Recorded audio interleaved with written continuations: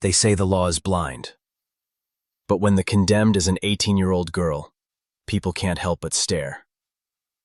In the winter of 1995, the state of Tennessee put forward a case that would shake America's understanding of justice, youth, and punishment. Krista Gale Pike became the youngest woman in the United States ever sentenced to death in modern times. Her name is written into the history of American crime, not just because of the brutality of what happened, but because she forced society to ask a haunting question. How young is too young to die at the hands of the state? Krista's story begins like so many tragedies do, not with a single violent night, but with a childhood marked by instability. Born in West Virginia in 1976, she grew up in an environment where safety was a fleeting concept. Her mother struggled with addiction, her father absent, and Krista's earliest memories carried the stains of neglect. By her teenage years, she was a girl in search of belonging, desperate to find an anchor in a world that felt like it wanted nothing to do with her. That longing, that deep hunger to be noticed, would later collide with a darkness that spiraled out of control. When Krista was 17, she enrolled in the Job Corps program in Knoxville, Tennessee. The government program was designed to give young people skills, structure, and a second chance at life. For some, it worked. For Krista, it became the stage where her worst impulses would be unleashed. At Job Corps, she met Daryl Shipp, a fellow trainee who was just 16 years old. The two became inseparable, caught up in an intense and consuming relationship. Shipp was fascinated by the darker corners of life: Satanism, occult symbols, and the kind of rebellion that feels intoxicating when you're young and searching for identity. Krista, already vulnerable and looking for something to cling to, fell deeply under his influence. But in every story like this, there's always another figure.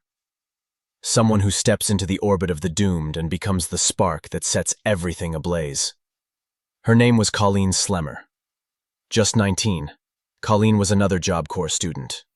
Ambitious, bright, and eager to carve out her own future. But she would become the target of Krista's envy. Krista was convinced, without clear evidence, that Colleen was trying to steal Daryl away from her. Whether it was true or just paranoia hardly matters now, because in Krista's mind, the betrayal was real. That jealousy, raw and unchecked, metastasized into something lethal.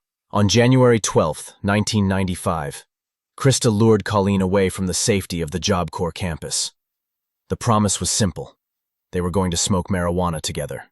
Blow off steam, nothing more. Colleen trusted them. She followed Krista, Daryl, and another friend, Shadola Peterson, into the woods near the University of Tennessee agricultural campus. But there would be no drugs, no laughter, no friendship waiting for her there. Instead, the woods became a killing ground. For the next 30 minutes, Colleen endured a torment that is difficult to even put into words. Krista, driven by jealousy and rage, took the lead. She taunted her, slashed her with a box cutter, and bashed her skull with a large piece of asphalt. Throughout it all, Krista seemed to relish the cruelty, telling Colleen at one point, "The bitch won't be stealing my man again." At the end, when Colleen was barely clinging to life, Krista delivered the final blow with a rock. And in one of the most chilling details of the case, she kept a piece of Colleen's skull as a souvenir, later showing it off to others as though it were proof of her victory. The brutality of the crime shocked Knoxville to its core. The police investigation was swift, in part because Krista herself could not stop talking about what she had done. She bragged to friends, displayed the bone fragment, and made no attempt to hide her involvement. When detectives closed in, the evidence was overwhelming. Krista Pike and Daryl Shipp were arrested within days. In the interrogation room, she initially downplayed her role, but the physical evidence, along with the testimony of others, painted a damning picture. The trial began later that same year, and from the very start, the courtroom became a stage of horror.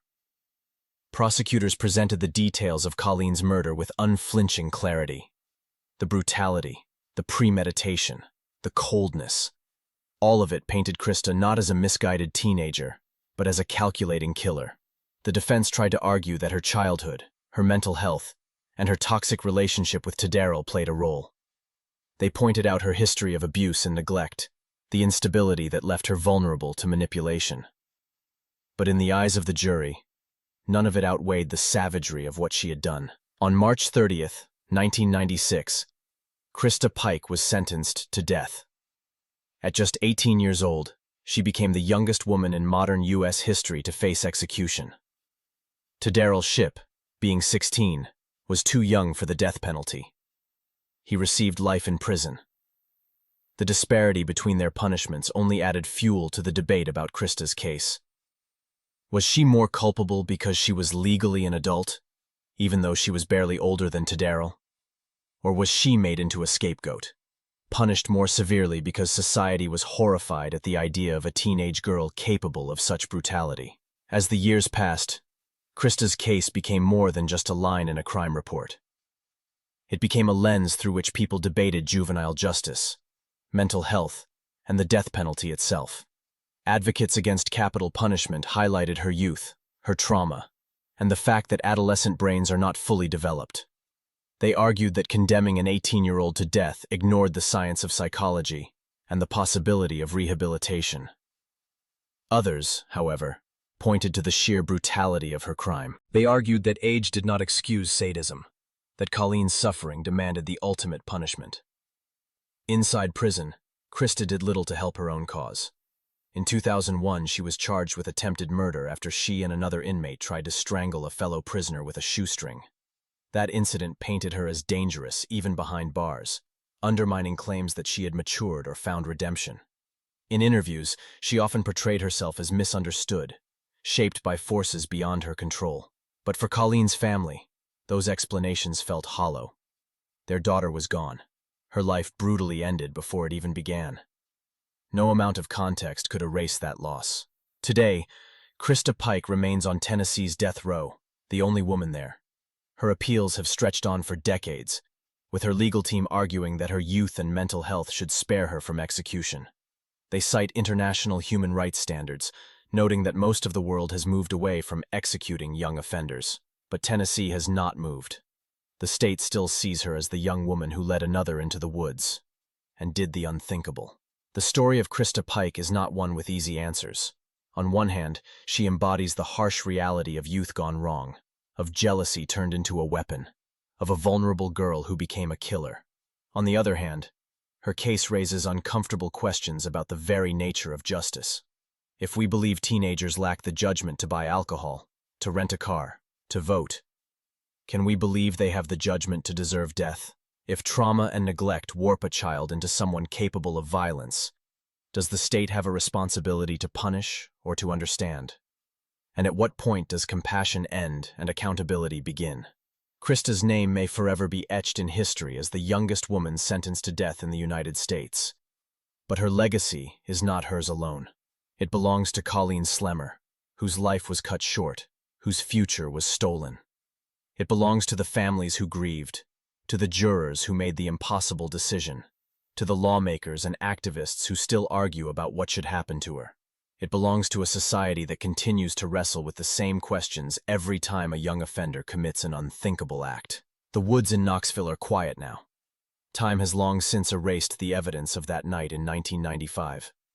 But in the silence, the echoes remain, of jealousy, of violence, of youth twisted into tragedy.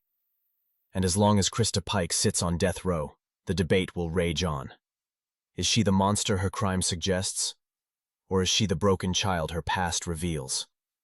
Perhaps in the end, she is both, and perhaps that is why her story continues to haunt us nearly 3 decades later.